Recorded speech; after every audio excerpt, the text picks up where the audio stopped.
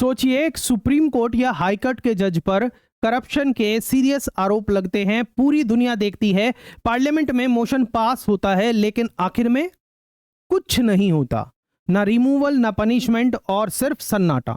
हाँ, ऐसा सच में भारत के अंदर हो चुका है।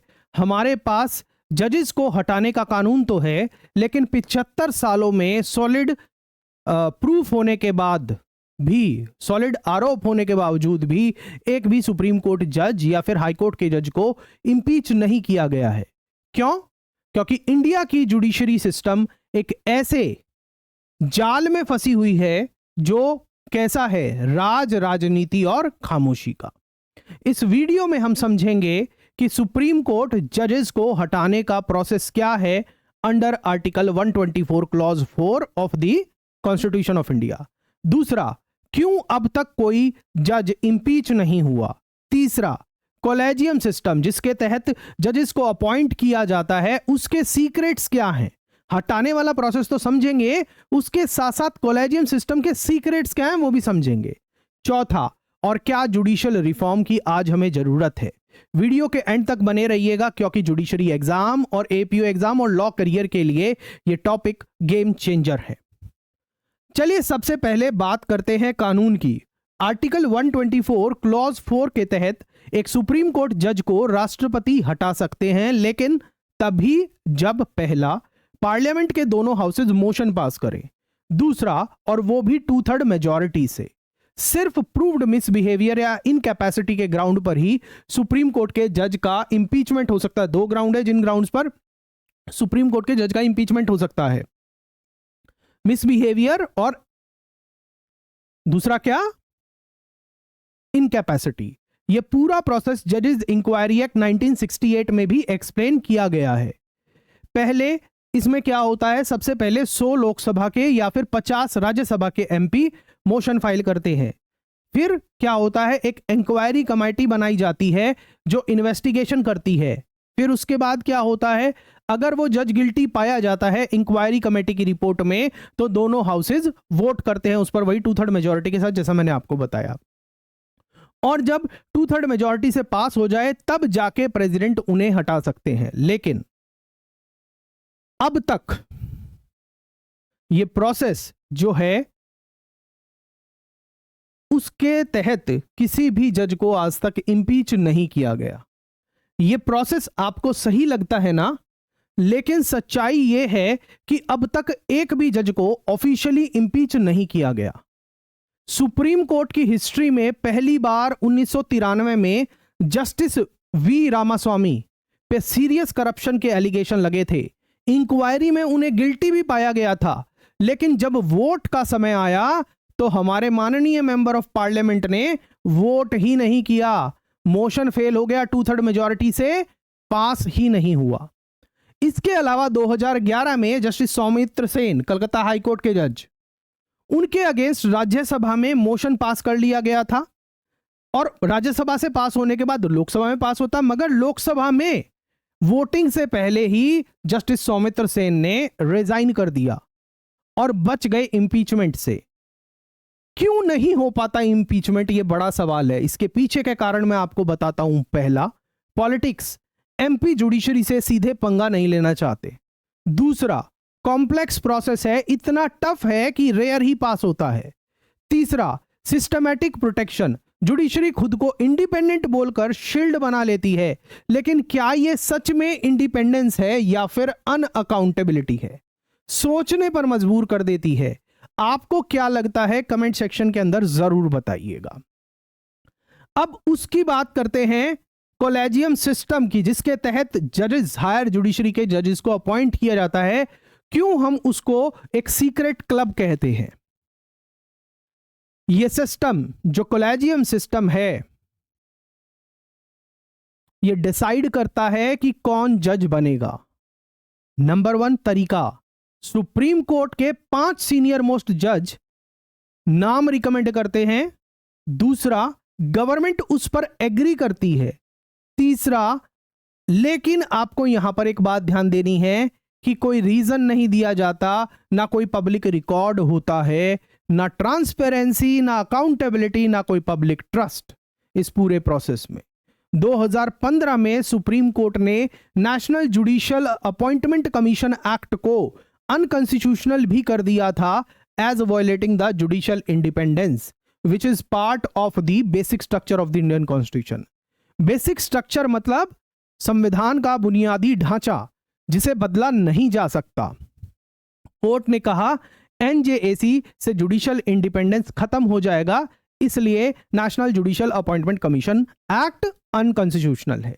लेकिन अब लोग सभी पूछ रहे हैं, अगर जुडिशरी खुद ही अपने जज चूज करेगी तो चेक कौन करेगा भाई साहब? तो अब यह सवाल है सबके सामने। अब बात करते हैं जुडिशियल रिफॉर्म्स की। क्या हमें अपॉइंटमेंट और इंपीचमेंट प्रोसेस के अंदर कुछ सुधार करने की जरूरत है? उसको डिस्कस करते हैं। अब डिमांड है कि कुछ बोल्ड रिफॉर्म की, जैसे इंपीचमेंट प्रोसेस को सिंप्लीफाई किया जाना है। दूसरा, कॉलेजियम में ट्रांसपेरेंसी लाने है। और अभी हाल ही में आपको पता है कि ट्रांसपेरेंसी के रेफरेंस में थोड़ा सा काम किया गया है। अभी जो सीजीआई एक्सपायर हुए हैं जस्टिस संजीव खन्ना, उन्होंने जाते जाते सुप्रीम कोर्ट की वेबसाइट पर कुछ डिस्क्लोजर किए हैं जिसमें बताया गया है कि हाल ही के अंदर जो रिकमेंडेशंस की गई हैं उनके बारे में बताया गया है, मगर जिनको रिकमेंड नहीं किया गया उनके पीछे के रीजन नहीं बताए हैं। ठीक है, तो ये ध्यान रखिएगा। स्टिल ट्रांसपेरेंसी पूरी तरीके से नहीं आ पाई है। तीसरा, अपॉइंटमेंट के रीजन पब्लिश करना बहुत जरूरी है, उसको करना चाहिए। चौथा, जजेस का परफॉर्मेंस रिव्यू हो, जब वो काम कर ले तो उनका परफॉर्मेंस रिव्यू होना चाहिए कुछ समय समय पर। पांचवा, कॉलेजियम सिस्टम को बेटर तरीके से फॉर्मलाइज्ड लॉ के रूप में आना चाहिए और उसको लाना चाहिए। 2010 में judicial standard and accountability bill भी इंट्रोड्यूस हुआ था पार्लियामेंट में, लेकिन पार्लियामेंट ने उसे पास नहीं किया। क्यों? फिर से वही सवाल। पहला, नेता लोग जुडिशरी से टकराना नहीं चाहते। दूसरा, जुडिशरी भी अपने ऊपर किसी का कंट्रोल नहीं चाहती। तीसरा, पब्लिक को क्लैरिटी नहीं मिलती, कंफ्यूजन बढ़ जाता है। अब बात करते हैं इंडिपेंडेंस और अकाउंटेबिलिटी के डिबेट की। देखिए, किसी भी डेमोक्रेसी में बिना अकाउंटेबिलिटी के पावर डेंजरस होता है। जजेस को इंडिपेंडेंस होना चाहिए, लेकिन इसका मतलब यह नहीं कि उनके ऊपर कोई नजर ही ना रखे। इंडिपेंडेंस होना चाहिए, लेकिन अकाउंटेबिलिटी भी जरूरी होनी चाहिए। Independence plus accountability is the perfect तालमेल। ऐसा बैलेंस चाहिए, पहला, जो ऑनेस्ट जजेस को प्रोटेक्ट करता हो। दूसरा, और करप्ट जजेस को पनिश भी करे। तीसरा, अपॉइंटमेंट सिर्फ मेरिट पे हो, नेटवर्किंग के बेस पर नहीं होनी चाहिए। तभी लोग ये पूछना बंद करेंगे। क्या पूछना बंद करेंगे? पहला, कुछ जजेस के खिलाफ एलिगेशन होने के बाद भी प्रमोशन क्यों हो जाता है उनका? दूसरा सवाल जो लोग पूछना बंद कर सकते हैं ऐसा होने पर, इंपॉर्टेंट जजमेंट इतने साल तक रिजर्व क्यों रहती हैं? तीसरा, और जुडिशरी पे भरोसा क्यों कम हो रहा है? अगर आप इन सवालों को कम करवाना चाहते हो लोगों की तरफ से, तो हमें जुडिशरी के अपॉइंटमेंट प्लस इंपीचमेंट प्रोसेस को स्ट्रीमलाइन करने की जरूरत है। उसके अंदर और इंप्रोवाइजेशन करने की जरूरत है। आप बताइए कि आप मेरी बातों से सहमत हो? अब बात करते हैं कि जो ये सारा डिस्कशन हमने किया आपके जुडिशरी एपीओ और डिफरेंट एग्जाम में आपकी मदद कैसे कर सकता है। जुडिशरी एपीओ के एस्पिरेंट्स के लिए ये टॉपिक गोल्ड माइन है, क्योंकि पहले ऐसे का क्वेश्चन जो आपका जुडिशियल इंडिपेंडेंस का, अकाउंटेबिलिटी का और जुडिशियल रिफॉर्म से जो क्वेश्चन आता है वहां पर आपकी मदद करेगा। दूसरा, constitutional law, collegium system, transparency. Collegium system के ऊपर मैंने एक डिटेल वीडियो ऑलरेडी बनाया है कि किस तरीके से सीजीआई और सुप्रीम कोर्ट के जजेस अपॉइंट होते हैं, वो आप चाहें तो चैनल पर देख सकते हैं। तीसरा, इंटरव्यू प्रिपरेशन में आपसे सवाल पूछे जा सकते हैं कि एनजेएसी को क्यों अनकॉन्स्टिट्यूशनल डिक्लेयर किया गया, क्या एनजेएसी को वापस लाने की जरूरत है, या कॉलेजियम को इंप्रोवाइज करने की जरूरत है, या जजेस को इंपीच किया जा सकता है या नहीं किया जा सकता। ऐसे सवाल आपसे इंटरव्यू में पूछे जा सकते हैं। इंपॉर्टेंट पॉइंट्स जो आपको याद रखने हैं, पहला, आर्टिकल 124 क्लॉज 4। दूसरा, जजेस इंक्वायरी एक्ट 1968। तीसरा, केस एग्जाम्पल जैसे जस्टिस रामास्वामी का, जस्टिस सौमित्र सेन का। इन सब से आपके आंसर्स नेक्स्ट लेवल बन जाएंगे, ध्यान रखिएगा। हमारी जुडिशरी पावरफुल बहुत है, लेकिन हर पावर के साथ साथ रिस्पॉन्सिबिलिटी भी जरूरी है। यह जरूरी नहीं कि हम जुडिशरी को वीकन करना चाहते हैं। आपको मैं कंक्लूड करते हुए कुछ बात बताना चाह रहा हूं, उसको ध्यान से सुनिएगा। हमारी जुडिशरी पावरफुल है, ऑलरेडी बहुत पावरफुल है, लेकिन हर पावर के साथ साथ रिस्पॉन्सिबिलिटी भी होनी चाहिए। यह जरूरी है कि हम जुडिशरी को वीकन ना करें, उसे और स्ट्रांग करें, but at the same time उसमें अकाउंटेबिलिटी और ट्रांसपेरेंसी लाने की भी जरूरत है। कोई सिस्टम परफेक्ट नहीं होता, उसको परफेक्ट बनाया जाता है। जो खामियां हैं उनको खामियों को दूर करने की जरूरत है। हम तो चाहते हैं कि यह सिस्टम और स्ट्रांग बने, फेयर बने, ट्रांसपेरेंट बने और अकाउंटेबल बने। जस्टिस सिर्फ जजमेंट नहीं होता, जजमेंट नहीं होता।